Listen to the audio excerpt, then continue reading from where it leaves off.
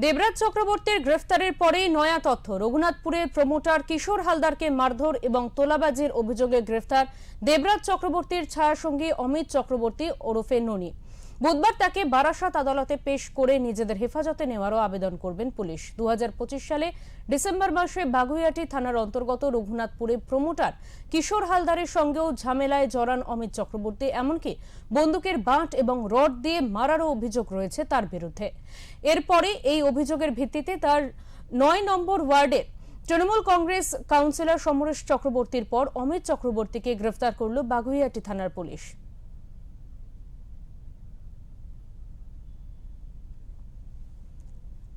আপনাদের আবারও জানিয়ে রাখবো, দেবরাজ চক্রবর্তীর পরে গ্রেফতার তার ছায়া সঙ্গী।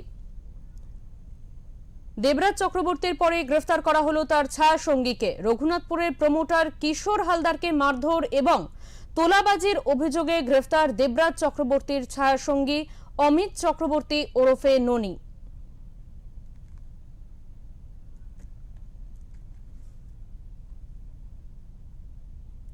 আমরা এই বিষয়ে কথা বলে নেব। আমাদের সঙ্গে টেলিফোন লাইনে রয়েছেন আমাদের প্রতিনিধি রনক রয়। রনক, আজকে যে খবর পাওয়া যাচ্ছে দেবরাজ চক্রবর্তী তার ছায়া সঙ্গীকে গ্রেফতার করলো পুলিশ, ঠিক কি কারণে গ্রেফতার করা হয়েছে, কি জানা যাচ্ছে সে বিষয়ে? দেখো দেবাঞ্জলি, তোমাকে একটা বলবো, 2025 সালের ডিসেম্বর মাসে কিশোর হালদার নামে এক প্রমোটার তার কাছে 50 লক্ষ টাকা দাবি করে এই ননি সঙ্গে 9 নম্বর ওয়ার্ডের বিধাননগরের 9 নম্বর ওয়ার্ডের কাউন্সিলর সমরেশ চক্রবর্তী ওরফে চিন্তু, এরা ওই প্রমোটারকে মারধর করে এবং তার মাথা ফাটিয়ে দেয়। সেই কারণে তাদের আজ কিছুদিন আগেই 9 নম্বর ওয়ার্ডের কাউন্সিলর সমরেশ চক্রবর্তী গ্রেফতার হয়। গতকাল রাতে তার সঙ্গী অমিতাভ চক্রবর্তী, তাকে ওরফে ননি, তাকে গ্রেফতার করেছে বাগুইআটি থানার পুলিশ। এই অমিতাভ চক্রবর্তী হচ্ছে দেবরাজ চক্রবর্তীর তৃণমূল নেতা, তার একজন ঘনিষ্ঠ ছায়া সঙ্গী, এবং তারা এই যত প্রমোটার, যত রকম সিন্ডিকেট, তারা এই সব জ্বালায় এবং তাদের বিরুদ্ধে থানায় অনেক রকম ভাবে গ্রেফতারি পরোয়ানা জারি করা রয়েছে এবং সেই কারণেই তাকে আগামীকাল রাতে গ্রেফতার করে বাগুইআটি থানার পুলিশ এবং তাকে আজ বারাসাত আদালতে তোলা হবে। তাকে পুলিশি হেফাজতে নেওয়ার আবেদন জানাবে বাগুইআটি থানার পুলিশ। একদমই, অনেক ধন্যবাদ রনক তোমাকে।